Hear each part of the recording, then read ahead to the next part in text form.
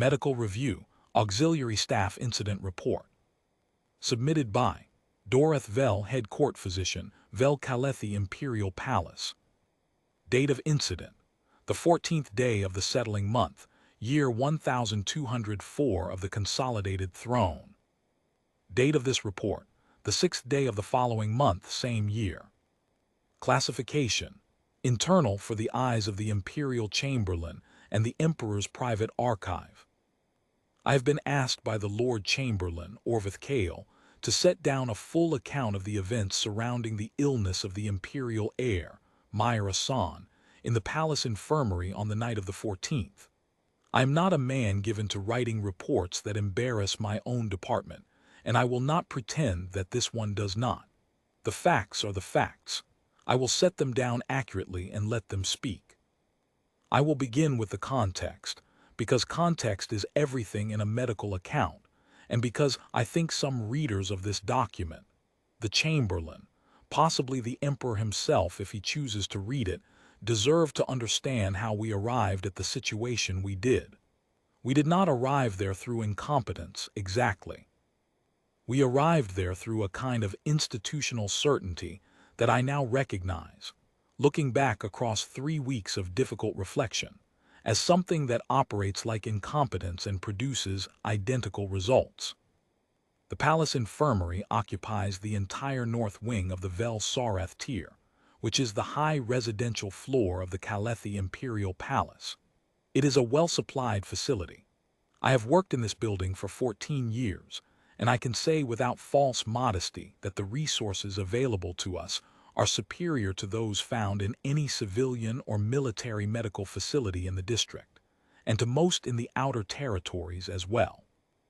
We have 4 full treatment rooms, 2 consulting rooms, a preparation pharmacy staff during day hours, and a dispensary cabinet stocked with the full Vel Kalethi medical formulary for immediate overnight access.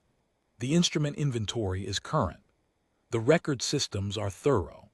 We are not, in other words, a department that suffers from lack of supply or lack of documentation. We are also a department that has worked, for many years, in a context that selects for a particular kind of practitioner. The physicians who staff palace medical facilities are not, as a rule, the kind of practitioner who has spent 20 years in an outer-city community infirmary treating an uncomplicated variety of common ailments in a straightforward population. They are specialists. They are practitioners who have trained at ranked institutions, who have published in the major journals, who have managed complex cases that require genuine sophistication and trained judgment operating at high speed under difficult conditions. I am this kind of practitioner. My colleagues are this kind of practitioner. We were recruited, all of us, because of the particular skills that a high-complexity, high-consequence medical environment demands. I want to establish that clearly at the outset, because what follows is a story about a failure that had nothing to do with equipment or supplies or sophisticated skill, and I do not want it to be read as a plea for additional funding or staffing, which is the form most institutional failure reports take when the person writing them is embarrassed by what they are writing. This is not that report. This report is about something else. It is about a kind of professional narrowing that I believe happens to departments like ours without our noticing it, and that I think I have an obligation to name plainly. The heir, Myra San, was 4 years and 2 months old at the time of her illness. She had been brought to the infirmary 2 days prior with what our diagnostic instruments read as a standard pediatric fever of the Vel Kalethi type, the kind of cycling high temperature that strikes young children of the royal lineage once, sometimes twice, in the early years of life, and that passes on its own inside 4 days if the child is kept comfortable, hydrated, and watched. We have documentation on this fever going back 300 years. It is survivable. It is not, in an otherwise healthy child, dangerous, provided the temperature does not spike above the threshold at which seizure becomes a risk and does not remain above that threshold for longer than a few hours at a time. The threshold is well established. The management of it is, in the literature, straightforward. I want to be precise about this because it matters for what follows. The fever itself was not the emergency. What became an emergency was the treatment. On the first day, our primary infirmary physician, Kethavar Selm, administered a compound called vethsorvelin, a standard broad-spectrum fever suppressant used across the palace for 2 decades. The child did not respond well. Her temperature did not come down. It plateaued, then began rising again despite repeated doses, which is not typical but is not unheard of in children under 5. The body's response to fever suppression in very young patients of the royal lineage is variable, and our protocols acknowledge this variability with a clear escalation pathway. Kethavar followed the pathway. He escalated to a second compound, a more aggressive agent called Vel-Therin concentrate. I would have done the same. The protocols support it. I have done the same in similar situations and considered it correct medicine. The Vel-Therin concentrate brought the temperature down, but it also, as sometimes happens in very young patients with the royal lineage's particular sensitivity, began suppressing the child's respiratory function. Not dangerously at first, not in any way that registered as alarming in a single reading, but enough that by the evening of the second day, Myra-san was breathing in shallow, irregular patterns that any trained observer would notice if they were in the room for more than a few minutes. Kethavar brought in a second physician, Sorvith Orn. Sorvith brought in a third, Velith Kale, no relation to the chamberlain. By midnight of that second night, we had 3 physicians in the room arguing about whether to continue the Vel-Therin, reduce it, or transition to a third compound called calathroot extract, which some old literature suggests can support respiratory function in children when administered in precise doses. The problem with calathroot extract is that the precise dose for a child of Myra-san's exact weight and species subtype is not well established in the current formulary, and the margin between therapeutic and toxic is narrow enough that all 3 of my colleagues were reluctant to administer it without more time to calculate. They needed the fever to stop climbing while they calculated. The fever did not cooperate. The other problem, which none of us said aloud, and which I think all 4 of us understood at some level, was the weight of the situation itself. A physician who makes an error treating a patient in the general population carries consequences, professional consequences, reputational consequences, the personal grief of having caused harm to someone in their care. All of those are real, and they weigh on any conscientious practitioner. But treating the emperor's only child is not a position any physician wants to be wrong in the way I have just described. The consequences of error are not abstract and they are not proportionate. We knew that. We had all known it from the moment the heir was admitted. And I am recording this because I believe it should be recorded that this knowledge, compounded by exhaustion, and by the kind of institutional inertia that accumulates when very senior physicians are in a room together, contributed to the paralysis that the following hours produced. I have thought about this a great deal. I do not exonerate any of us, including myself, but I think honesty requires nomming it. I arrived at the infirmary at 10:30 that night, having been summoned from my quarters by a message that simply read, "The air is worsening." When I walked into the room, I found 3 trained court physicians standing around a 4-year-old child with a rising temperature and declining oxygen saturation, doing nothing, because they had reached the edge of the protocols and were afraid to cross it without consensus. I understand that description. I lived in that room for 2 hours. I understand it, and I do not think it speaks well of any of us, and I am writing it down. We argued for nearly 2 hours. I can summarize the argument without reliving each turn of it. Sorvith Orn wanted to hold the Vel-Therin and watch for another hour, in the hope that the temperature would plateau on its own. Velith Kale wanted to start the calathroot extract immediately at the lowest documented safe dose for a child of Myra-san's approximate weight, accepting the acknowledged uncertainty of the dose calculation. Kethavar Selm, who had been in the room longest, and was by that point visibly exhausted and frightened in the specific way that very conscientious people become frightened when they cannot find a clear path forward, wanted to call for the specialist from Veldoreth, a pediatric fever specialist named Arin San, no relation to the emperor, who lived in the outer city and could be reached in perhaps 40 minutes by palace courier. I agreed with calling Arin San. We sent the message at midnight. While we waited for him, we took readings and recorded them. We were doing something which was better than the arguing, and I think all of us were grateful for the discipline of the readings because it gave our hands something to hold.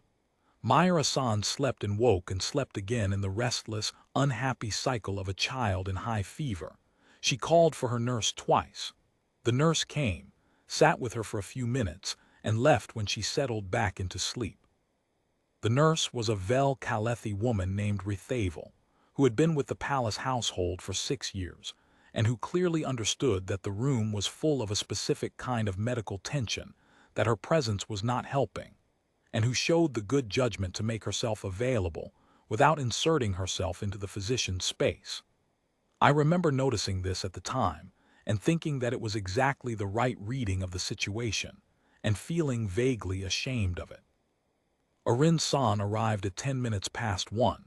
He was, by my estimate, in his mid-60s, a short, broad-shouldered man with the slightly harried look of a practitioner who maintains a full caseload in a busy outer-city district and has been pulled out of bed at an inconvenient hour more times than he can count, and who has made his peace with this.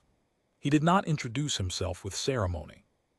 He introduced himself by going directly to the heir's bedside, examining her for 12 minutes in careful silence, while the 4 of us stood against the walls and watched, and then reviewing our treatment record, all of it, from admission on, with the same careful silence. Then he said something that I remember with great precision, because it hit all 4 of us like cold water thrown in a room that has been too warm for too long. He said that the Vel-Therin concentrate, given at the doses we had administered it over 36 hours, had caused more of the respiratory suppression than the fever itself. The fever was still climbing, but it was climbing because we had been interfering with the body's natural cycling process, disrupting the thermal regulation mechanism that should have been allowed to peak and break on its own.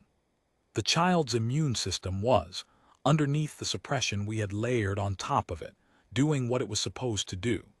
We had been working against it with tools that were, in this particular case, doing more harm than good. He said, in words I am writing down from my notes of that night because I want them exact, "She does not need more medicine. She needs you to stop giving her medicine and let the fever cycle. She needs someone to keep her cool enough that it does not spike above the seizure threshold while it does. That is all she needs. Everything else has been the problem." Then he said the calith root extract was contraindicated given the Vel-Therin load already in her system. He said any further Vel-Therin would worsen the respiratory suppression. He said there was nothing else to administer. "Can you watch her through the night?" he said. He was looking at me, not at the others. "Temperature every 30 minutes, cool cloth on the forehead and the back of the neck, small amounts of water if she will drink. Sorveth paste, the standard preparation, half dose by weight if the temperature climbs above the upper limit. Nothing else. No further interventions. Keep her comfortable. Talk to her if she's awake. She will come down on her own by morning." I said we could do this. Arin San left. He had a full morning roster beginning in 5 hours, and he lived 40 minutes away. He had said what he came to say, and the rest was ours to manage. I turned to my colleagues. We could not, in fact, do this, not as a department, not that night. I will explain that as plainly as I am able, because I think the plain explanation is important. Kethavar Seln had been in that infirmary room, with only brief interruptions for food and one brief sleep period in the consulting room, for 36 hours. He was at the point of exhaustion where even the trained capacity for objective observation becomes unreliable, where an experienced physician begins to see what they expect to see rather than what is in front of them. He was not safe to be the sole watcher in that room. I could see it. Sending him home was the right call. He would not have gone voluntarily because he is a conscientious man who takes his failures personally, which is ordinarily one of his best qualities. I sent him home. He went. Sorvith Orn had, at some point in the later hours of the night, developed the shaking in his hands that I recognized as the early onset of the fatigue tremor that affects members of his species when they go without sleep beyond a certain threshold. The tremor is involuntary and he cannot accelerate through it. The only treatment is sleep. He could not safely hold instruments in that state. I sent him home as well. He needed no persuasion. He had recognized the tremor himself and he was frightened by it, and he knew that I was right. Velith Kale had a patient in the outer infirmary whose condition had been deteriorating over the same 2 days. He had been cycling between that room and the Heir's room throughout the night, giving neither situation his full attention, because the Heir took absolute precedence in terms of rank and he could not disobey that precedence. I had been allowing this because we needed the coverage. I could no longer allow it. I released him to go to his other patient. It was the right call. That left me. I should have stayed. I know that. I want to state it without qualification or softening and then explain what happened, because the explanation does not change the statement and should not be permitted to do so. I am 61 years old. I had been working for close to 18 hours before arriving at the infirmary that night. I had eaten a partial meal at approximately 6 in the evening and nothing since. I had been standing in that room, physically standing for most of the 2 hours of argument, and for most of the half-hour we waited for a rinsan, and for the 12 minutes of his examination, because there was only one chair at the bedside and I was not going to sit in it while my colleagues stood. By the time I was alone in the room, my body was at the limit of what it was willing to provide on short notice. I sat down in the chair beside the Heir's bed at approximately 2 in the morning. I set the temperature instrument on the tray table beside the log, which was open to the current page. I picked up the cloth, wet it in the basin, laid it on the child's forehead. She stirred. I smoothed it back. I told myself I would do the first reading at 2:30. I fell asleep. I woke to the sound of someone moving in the room. It was, as best I can determine from the entries in the temperature log that were not in my handwriting, approximately 3:45 in the morning. I had been asleep for close to 90 minutes. The Heir's temperature had been recorded at 4 separate intervals during that time, in handwriting that was not mine and not any of my colleagues, in a log that I had left open on the tray table beside the bed. The recordings were accurate. I verified this the following day against the instrument's internal memory, which stores a read history for 24 hours. Every entry matched. They were not estimations or guesses. Someone had been using the instrument correctly and logging the results in the correct column, with the correct time notation, in small, careful, unhurried numbers. The someone was standing at the foot of the bed, with a damp cloth in his hands. He was human. He was, by the look of him, old, not elderly in the way of a man incapacitated by age, but old in the way of a man who has been doing physical work for a very long time and carries it in the economy of his movements, in the way he stood, in the particular slight forward tilt of his shoulders that you see in people who have spent years bending over beds and basins, in the way he held the cloth two-handed, folded in quarters, the way nurses fold cloths when they have been cooling fevers since before the motion became conscious. He assessed the child's color with the practiced, quick attention of someone who has looked at a great many sick people over a great many years and learned to read them the way a cartographer reads a map, with the comprehension that comes not from study alone, but from long accumulation of direct experience. He was wearing the pale gray auxiliary uniform of the palace linen and laundry staff. His identification badge, which I read from across the room, identified him as VLETHONN, Auxiliary Grade 3 Linen and Sanitation. He had a small linen cart behind him near the door, the standard 4-shelf rolling cart that the overnight auxiliary staff used to exchange linen on the patient rooms of the Vel Sareth residential tier every 4 hours through the overnight hours. It was the second or third cart I had watched come and go in the days since the heir had been admitted. I had signed off on the exchange records twice, without looking at the name of the worker. He had come in on his linen round. He had noticed the temperature log lying open on the tray table with a 90-minute gap in the entries. He had picked up the instrument and done the reading. He would tell me later when I asked him directly that he had not hesitated about this and that he had not considered whether it was within the scope of his auxiliary contract. He said, "I saw the log was behind. I knew what the instrument was. I did the reading." He said it the way you might say you had picked up something that had fallen off a shelf, because it needed to be picked up, and you were there, and you knew how. He had read the log from the beginning, going back through all the entries my colleagues and I had made over the preceding day, and he had taken in the pattern the climbing readings, the interventions, the plateau, the second climb, and then he had done the reading and entered it, and then he had done it again 30 minutes later, and again 30 minutes after that. He was doing the fourth entry when I woke up. I stared at him for a moment. He did not look up from the log. He finished writing the number, set the instrument back on the tray table in the same position it had been in before, and then looked at the child.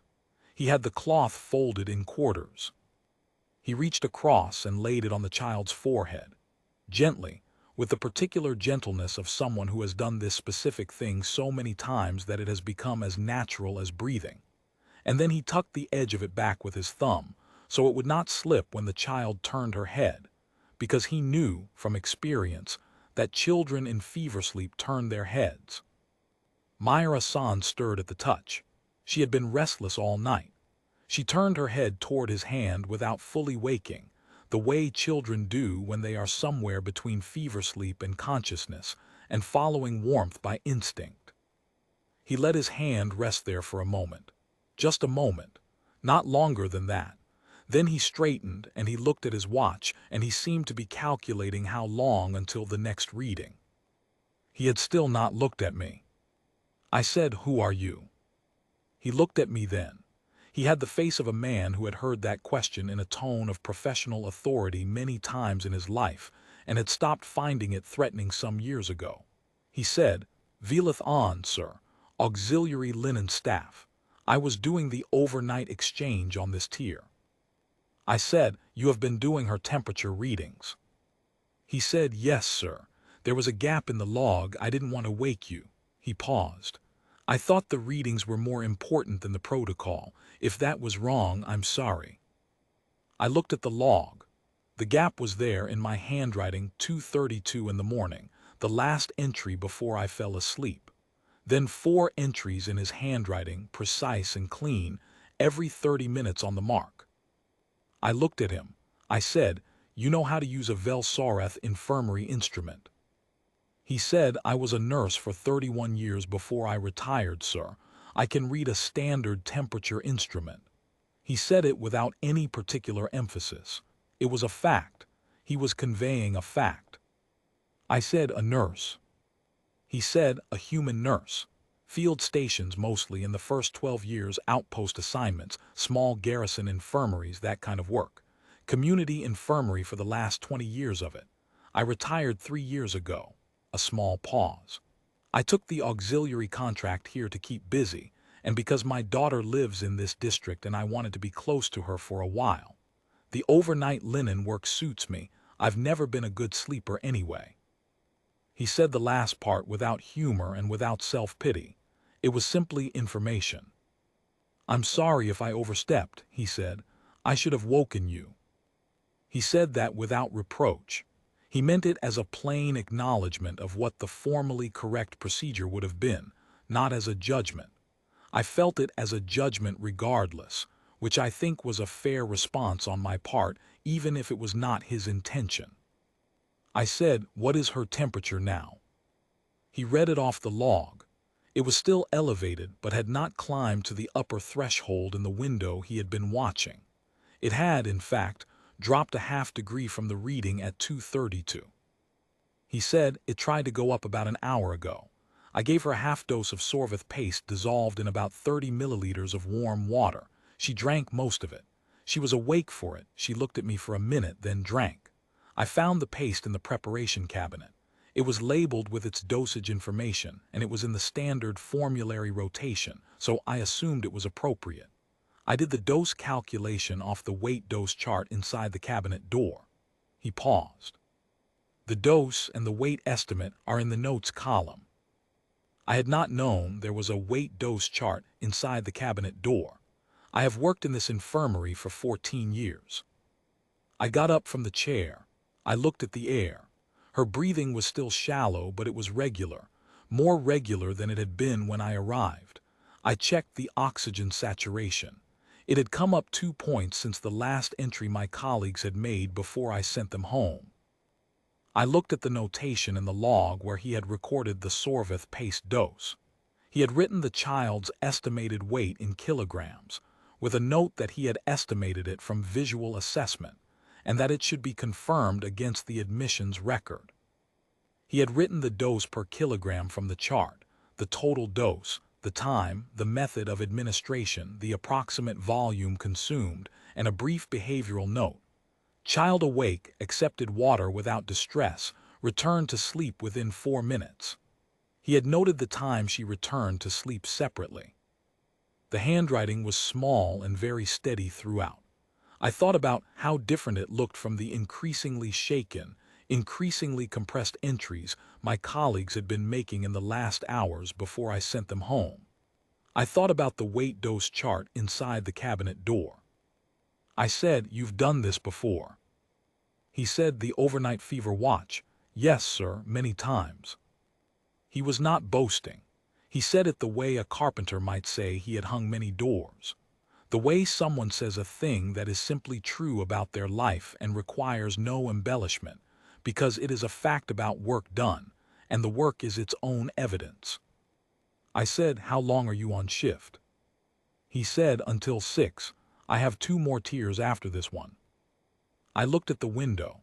The high infirmary windows face east, and in the settling month, dawn begins to show at approximately 6:40. It was still fully dark. It was, I estimated, before 5. I said, "I am going to ask you something that is outside your auxiliary contract. You can refuse." He waited. I said, "I need someone in this room until the fever breaks or until my colleagues return at 7. Doing what you have been doing. 30-minute readings, the log, the cloth, half-dose sorveth paste if the temperature reaches the upper mark. Nothing else. No other interventions, nothing additional, no judgment calls beyond what you have already been making. Just that." He looked at the child. He looked at the log. He looked at his linen cart by the door.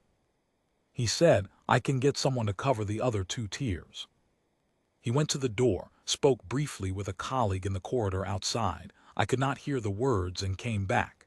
He moved the linen cart to the far side of the door where it would not be in the way. He took the auxiliary chair from the corner of the room and moved it to the position my chair had been in beside the bed. He sat down. He wet the cloth, squeezed it, folded it in quarters. He laid it on the heir's forehead, checked the tuck. He said, "Go sleep, sir. I'll come for you if anything changes." I went to the consulting room adjacent. I did not sleep. I sat at the desk in the dark with the door slightly open, angled so I would hear if anything changed, and I looked at the wall and I listened to the quiet.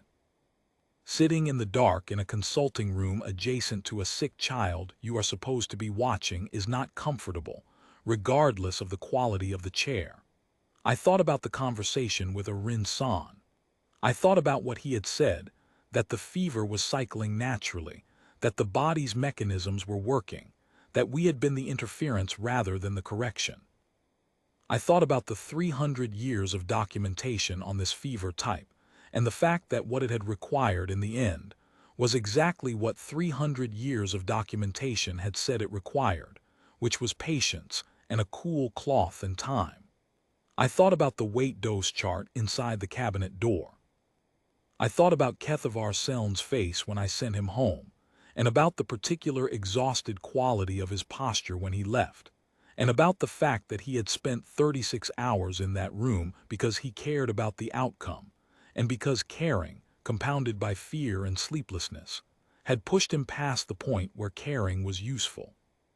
I thought about my own time in the chair. 90 minutes.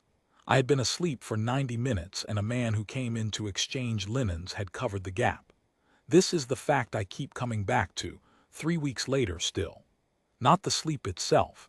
I have been awake enough nights in 34 years of medicine to know that the body's claim on sleep is not a moral failure. It is a physiological event that will occur with or without permission. The fact I keep returning to is that the gap was covered, and that it was covered competently, by someone whose competence was entirely invisible to the institution that employed him as linen staff. He had been walking through those corridors for months.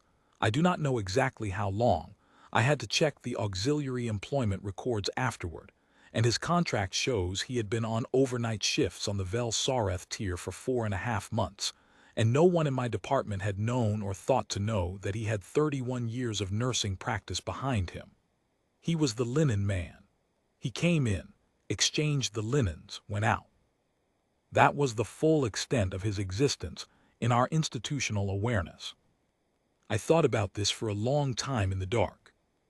I also thought about how old he looked in the way of people who have done physical work for many years and carry it without complaint, and about the specific quality of the care he had shown in adjusting the cloth on the child's forehead so it would not slip.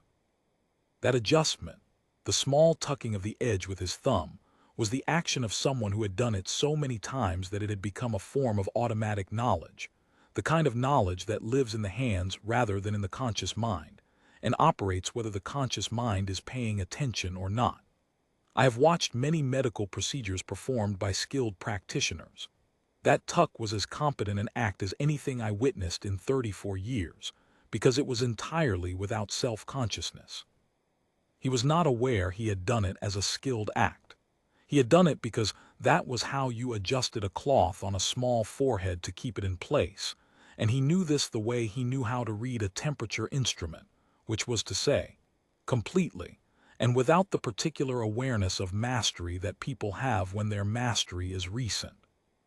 Once, at approximately 4 in the morning, I heard him speaking in a low voice to the child. Not words I could make out from the consulting room, just the cadence of someone speaking quietly to a small person who is not quite asleep, the way you speak to keep a restless patient tethered to the present without pulling them away from the rest they need. I heard the air make a sound in response, a brief, drowsy syllable that meant nothing in particular except that she knew someone was there, and the someone was not alarming. I did not go back into the room. I will say this about the next 2 hours, which are documented in detail in the temperature log, and which Velith An described to me the following day when I asked him to walk through them, and which I have since read many times. The fever peaked at 4:47 in the morning.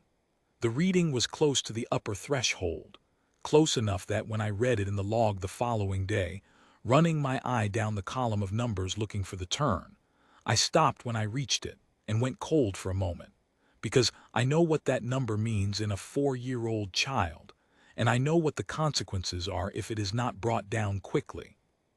He gave a second half dose of Sorveth paste at 4:50, 3 minutes after recording the peak reading. This was the correct response time. The administration note reads in the same small steady hand. Dose 2 administered 4:50. Child semi-conscious, accepted water, approximately 25 milliliters consumed. Returned to sleep 4:53. He changed the cloth 4 times in the window between 4:30 and 5:30. I know this because each change is noted in the log with the time and the observation that prompted it. His notes say simply, cloth changed, heat drawing fast, a phrase that tells me he understood why the cloth needed changing at shorter intervals during the peak, which is that a cloth pressed to a very high fever dries and warms much faster than one pressed to a moderate temperature, and a warm cloth provides no benefit. He did not need to be told this. He changed it when it needed changing. He recorded the temperature every 15 minutes during the peak window instead of every 30. He made this judgment himself, without instruction. His training had taught him that peak periods require tighter observation.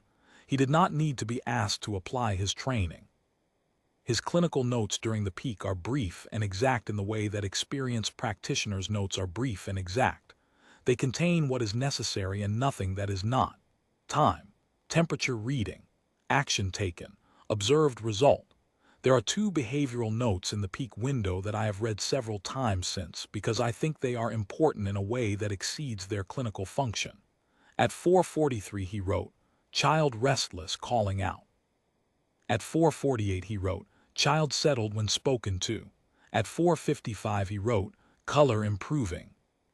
He tracked the respiratory pattern separately from the temperature in a narrow column on the right margin that he created by drawing a faint line and labeling it with a small r. This is not how the log is formatted. The log has no column for respiratory observations. He added one because he understood that the temperature and the respiration were two different signals that needed to be tracked independently, and that the respiratory pattern was the information that would tell him earliest whether the intervention was working. I did not show him this. No one showed him this. He knew it. At 5:23 he wrote, "Temperature below upper threshold for first time in 16 hours. Respiratory pattern normalized. Child sleeping." He underlined the word normalized. He did not come to the consulting room to tell me. He had said he would come if anything changed, and the fever breaking was not the kind of change he had meant. It was what they had been waiting for, and it had arrived, and he kept doing the readings. He did not come to the consulting room to tell me. He had said he would come if anything changed, and the fever breaking was not a change in the sense he had meant. He kept doing the readings. The temperature came down in the steady step pattern that Arin-san had predicted. 1/2 a degree every 30 to 40 minutes, consistent, a body doing what it needed to do without interference. By 5:50 it was nearly 2 full degrees below the peak. By the time the first light began to show in the high east windows, the long, pale blue light of a settling month dawn, the kind that comes in sideways and makes the dust in the air visible, and makes everything in a room look very still. Mayura-san's temperature was within acceptable range, and she was breathing normally, and she was, for the first time since she had been brought to us 2 days before, sleeping in the deep, loose, unclenched way that children sleep when they have come through the worst of a fever, and their bodies are finally resting. He was folding the last cloth when the emperor arrived. Rithavar-san had been outside this building for 2 nights without sleep. I did not know this until later.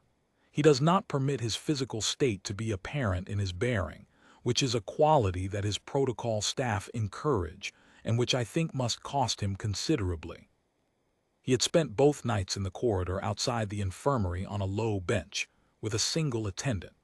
His head of protocol, a woman named Sorvith-Keth, who has managed his movements for 11 years, and who is known in the palace for a kind of diplomatic frankness that the emperor apparently values above the more conventional variety of deference, had told him both nights that standing in the room would not make his daughter better, and that the physicians needed the space. He had complied. He is not a man who finds compliance easy, and he complied. He came to the infirmary door at approximately 6 in the morning. Sorvith-Keth opened the door for him. He did not look at me. I was standing in the doorway of the consulting room to the left. He would have had to turn to see me. He did not turn. He looked at his daughter. She was sleeping on her side with her hands curled loosely under her chin. Her breathing was even. Her color, in the blue morning light, was good. He stood in the doorway and looked at her for a long moment, and I watched something go out of him, some held, braced quality that must have been in his posture for 2 days. And for a moment, he was only a man who had been frightened and was no longer frightened, and there was nothing formal or imperial about it. Then he looked at the room. He took in the temperature log on the tray table, open to the current page, with the full column of readings in 2 different handwritings. He took in the basin with the clean cloth folded over its edge. He took in the chart on the board above the bed, where the plotted line descended from the peak at 447 in a clean and legible curve that told its own story without needing translation. He took in Velith An, who was standing at the foot of the bed with the last folded cloth in his hands, who had not moved since the emperor entered the room, who was looking at the child with the expression of a man at the end of a long shift, taking the final check of his work before he left. The emperor said, "Who are you?" Velith An looked at him. He looked at him the same way he had looked at me several hours earlier, with the same calm attention, the same settled patience, the same complete absence of alarm. He said, "Velith An, sir, auxiliary linen staff." The emperor looked at the temperature chart on the board. He looked at the log on the tray table. He looked at the basin. He said, very quietly, "How long have you been in this room?" Velith An considered the question in the same unhurried way he had considered all the questions I had asked him. He said, "About 3 hours, sir. I came in on the overnight linen exchange." The emperor looked at me. I came out of the consulting room doorway. I said, "The air's temperature peaked at 447 and came down cleanly. She is stable. Her breathing normalized before 5:30. The fever has been cycling as predicted. She should be at or below baseline by this evening." The emperor said, "Who managed her through the peak?" I looked at Velith An. The emperor followed the direction of my look. He looked at the auxiliary uniform, the gray badge, the cloth still folded in 2 hands. He said, after a moment, "A member of the linen staff." I said, "He is a retired nurse, 31 years in the profession. He came in on his overnight rounds, found the temperature log, and covered the watch when I was unable to." I did not use the word asleep. I have already noted this, and I will not repeat the self-justification I gave at the time. The emperor was quiet. He looked at his daughter again. Then he said she was in danger. I said the fever peaked close to the threshold for seizure risk. The actions taken during the peak were correct and timely. The outcome is good. Velith An said quietly, "It was a straightforward watch, sir. The specialist had already done the difficult work. I followed his instructions." The emperor looked at him for a long time. The kind of long time that, in my experience, precedes a question that the person asking it is not entirely certain they know how to ask. Then he said, "What is your given name?" Velith An said, "Velith, sir." The emperor said, "Velith." He said it the way you say a word when you are writing it somewhere internal, committing it to a record that will not be lost. He looked at the man, the uniform, the badge, the cloth, the linen cart just visible through the door where he had left it, and then he said, "Is there something I can offer you, something you need?" It was not quite a question. It was the kind of statement that is also a question, the kind that leaves the other person room to answer fully or partially or to redirect, depending on what they actually want. Velith An turned the cloth over once in his hands. He seemed to be treating the question with the same care he gave to a temperature calculation, not rushing it, not dismissing it. He said, "My contract runs for another month, sir. I'd like to extend it through the season if the auxiliary board allows. I have a daughter who lives in this district. I like being close to her." The emperor said, "That is all you want?" Velith An said, "My daughter's getting married in the spring. I'd like to be home for that." He looked at the child sleeping on the bed. "A season here and then home, that would suit me well." He was not performing humility. He was not making a statement about the relative value of family versus imperial favor. He was not being clever or modest in the way people are clever and modest when they are trying to appear uncalculating. He was a 64-year-old retired nurse who had done a night's work, and who knew what he wanted from his remaining years, and who was telling the truth about it as directly as he told the truth about everything else. The emperor stood at the foot of his daughter's bed and looked at a man in a gray auxiliary uniform who had been offered whatever he wanted and had asked for an extension on a service contract and proximity to his daughter. I watched the emperor work to understand this. I do not think he was fully able to. He said, "Your contract extension is approved. You will stay in your current quarters for the season. The auxiliary board will be informed that any preferences you hold regarding your schedule are to be accommodated without question." He paused. "And for the duration of your stay in this palace, anything you need, food, clothing, use of any part of the building, any facility or resource available here is available to you. You will not be refused anything." Vilathan said, "Thank you, sir, that's very generous."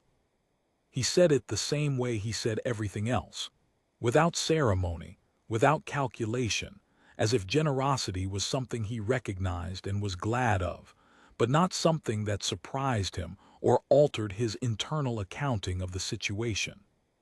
He folded the cloth one last time and set it on the edge of the basin, positioned so it would be easy for whoever came in next to find it. He straightened the tray table.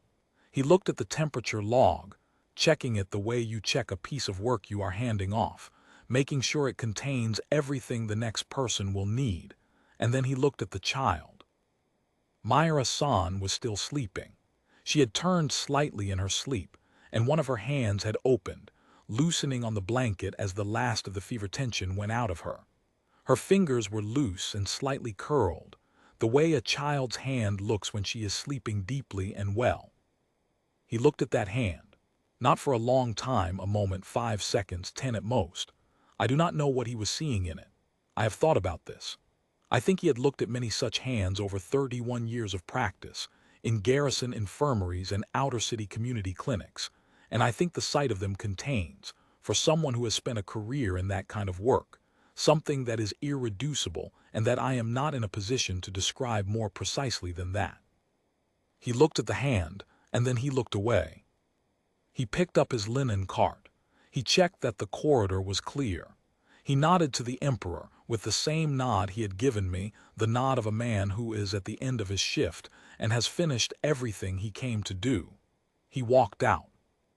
I listened to the sound of the cart's wheels on the corridor floor, diminishing, turning a corner, gone.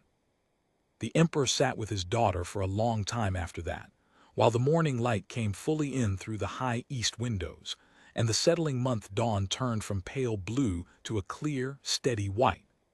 I returned to the consulting room, wrote my preliminary notes, reviewed the temperature log in full, and thought about what I was going to say to my colleagues when they came back on shift in an hour. I am still thinking about what to say to them. 3 weeks later, I have still not found the words. Because the words I have available are either too harsh, which would be unjust, because what my colleagues and I did was not villainous. It was the product of exhaustion and institutional reflex, and a kind of unexamined pride that I believe is endemic to departments like ours, or too lenient, which would be a different kind of dishonesty and would serve no one. What I know is this: we are trained for complexity. We are trained for the difficult case, the ambiguous reading, the competing diagnoses, the narrow margins of a dangerous compound. We are not trained to do the simple thing.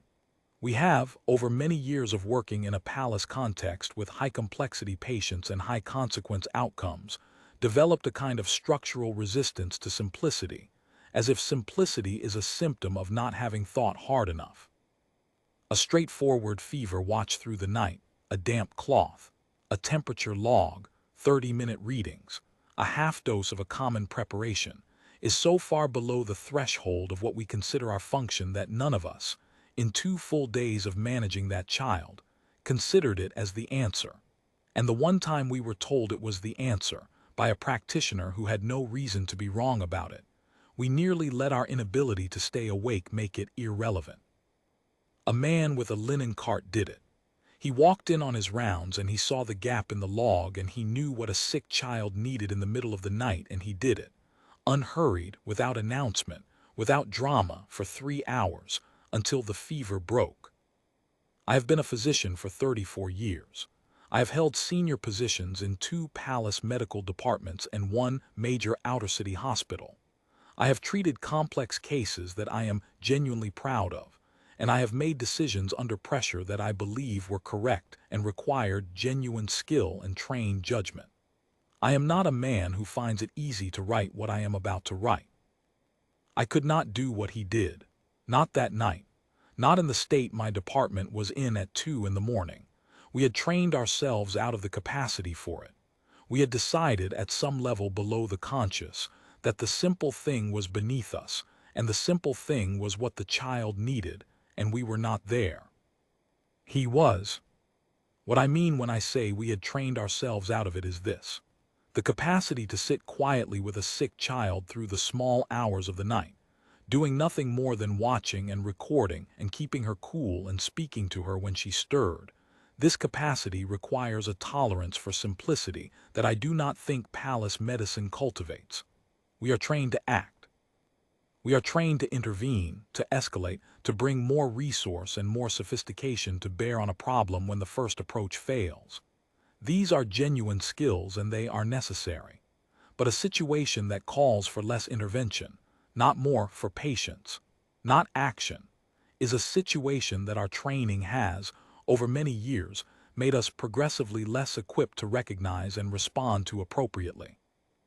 Arin San recognized it because 37 years of outer city practice had kept his range intact. Vilathan knew it in his hands. We had spent 14 years in a palace context becoming excellent at the complex case, and we had not noticed that this had come at a cost. That is the thing I do not want this department to forget. Not that we failed to stay awake. That is a fact, and it is in the record, and I own it without qualification. But the larger failure, the one that preceded the sleep and enabled it, was the failure to understand that what the child needed was the least complicated form of medical attention available, and that we were not the right people for it anymore. We had outgrown it without knowing we had outgrown it, which is a specific kind of diminishment that does not feel like diminishment from the inside. He had not outgrown it. He had spent 31 years practicing it, in places where there were no palace protocols and no formulary cabinet and no instrument inventory and no consulting specialist 40 minutes away. He knew what a sick child needed in the middle of the night. He walked in on his rounds and he did it. I will conclude with 2 items for the permanent record. The first, Arin San, the pediatric specialist who identified the situation correctly and gave us the instructions that resolved it, is a practitioner of 37 years in this district. He trained at a small outer city infirmary, not a palace institution. He is known in the outer district practitioner community as precise, reliable, and willing to tell people things they do not want to hear. I have referred patients to his practice twice in 14 years. I should have referred them more often, and I should have invited his consulting opinion in the Heir's case 24 hours earlier than I did. The pattern that produced the events of the 14th also produced this delay, and it is the same pattern. The second, on the 21st of the settling month, 1 week after Myra San was returned to her rooms fully recovered, the emperor came to the infirmary without an attendant and asked me where Vilathan's quarters were. I told him. He went there. I do not know what passed between them. Vilathan came to the infirmary the following morning on an errand, returning a basin he had borrowed, a practical gesture, the kind of small housekeeping that is habitual to a man who spent 31 years being responsible for the condition of clinical equipment, and he stopped at my office door. He said he wanted to give me a commission, a permanent post here, house physician rank. He was quiet for a moment, turning the basin in his hands. I told him thank you. I told him I would think about it. Another pause. I won't really. I've got a garden at home and the wedding in spring. He looked at the basin. His daughter waved at me in the corridor yesterday. She was chasing one of the staff cats. A small pause. She looked very well. He went back to his rounds. Vilathan's seasonal contract will end on the 42nd day of the cold month. He will travel home for his daughter's wedding and return to his garden. I have included in his service file a commendation at the highest grade the Auxiliary Review Board allows. I know it is a small thing relative to what he did. The protocols give me what they give me.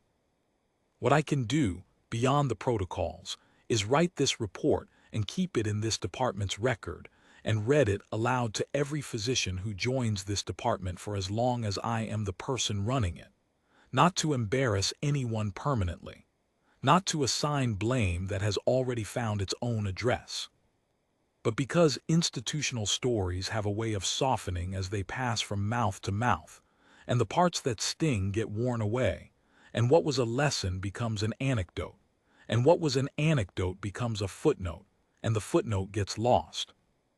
The 14th night of the settling month, year 1204, was not a night when anything caught fire. No instrument alarmed. No emergency code was called through the building. The infirmary was dark and quiet, and a man in a gray auxiliary uniform watched a child's fever chart for 3 hours and made sure the temperature did not cross the line that mattered, and the child recovered and is now chasing palace cats in corridors and waving at the people who helped her. That is what happened. I do not want us to forget it. D. Vel, head court physician, Vel Kalethi Imperial Palace. End of report.